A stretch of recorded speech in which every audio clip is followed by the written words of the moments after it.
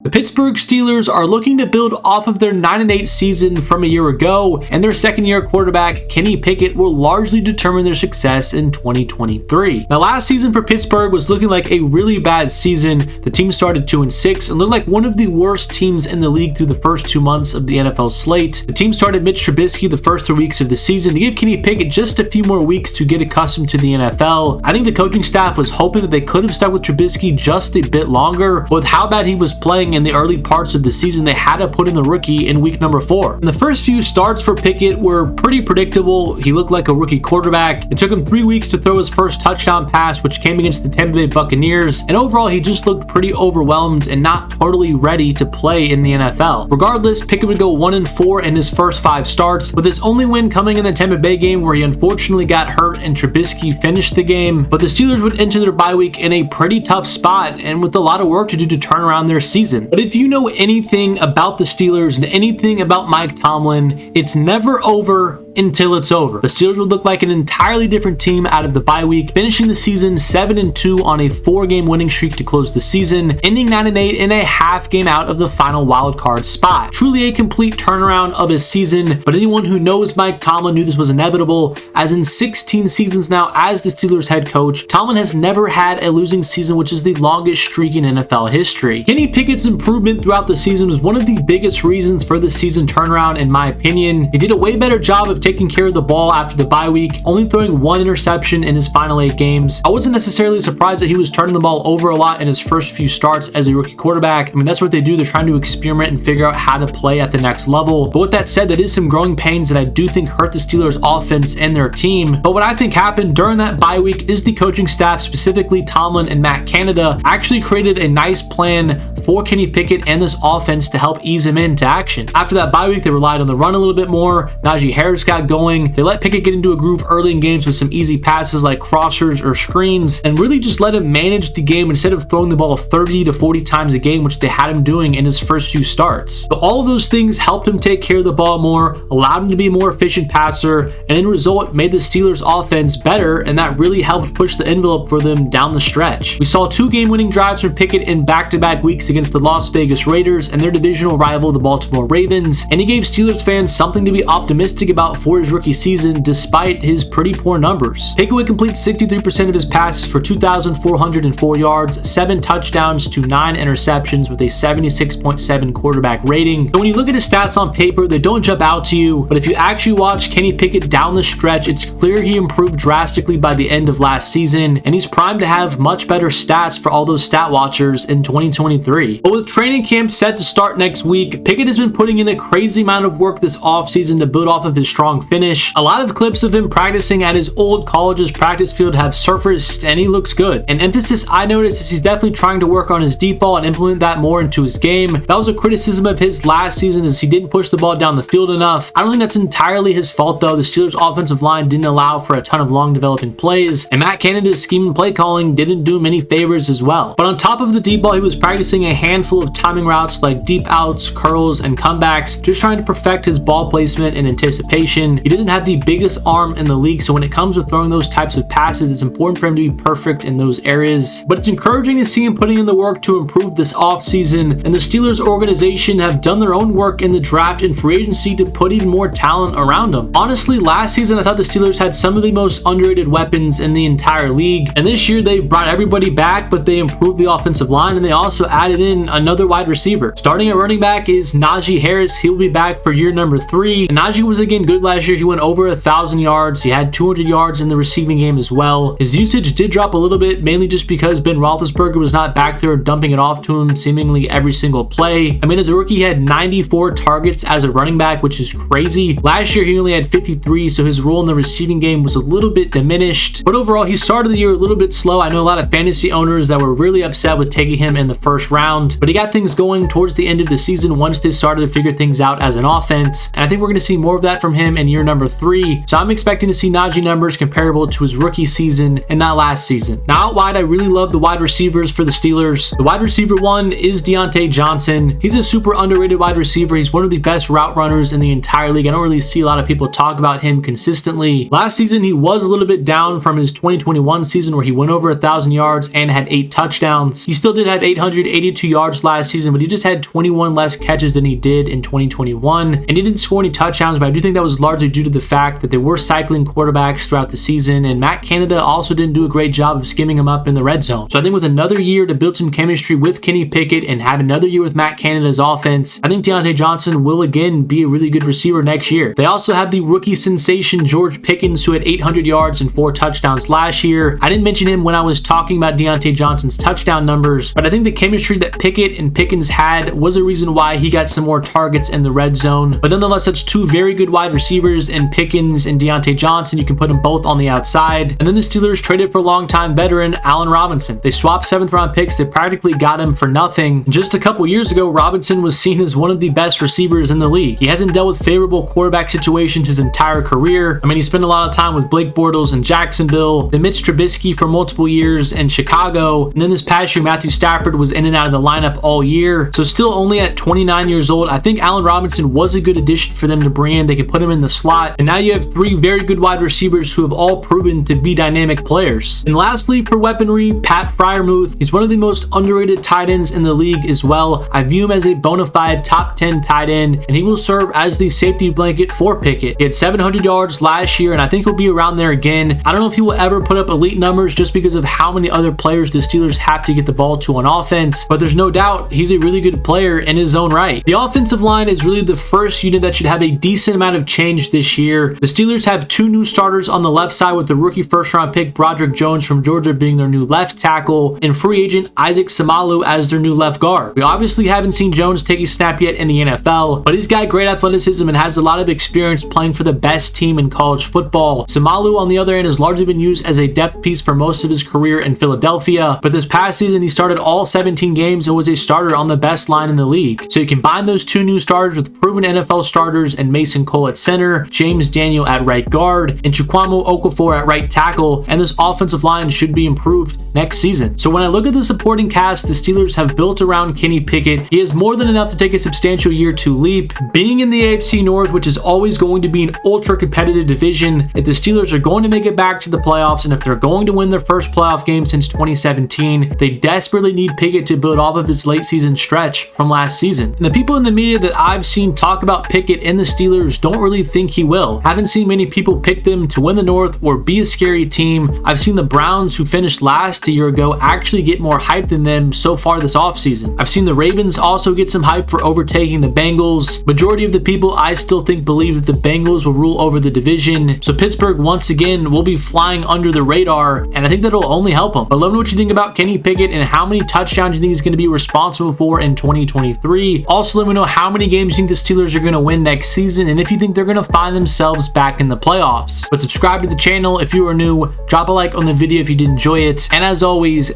thank you so much for watching the video, and I will catch you guys in my next one.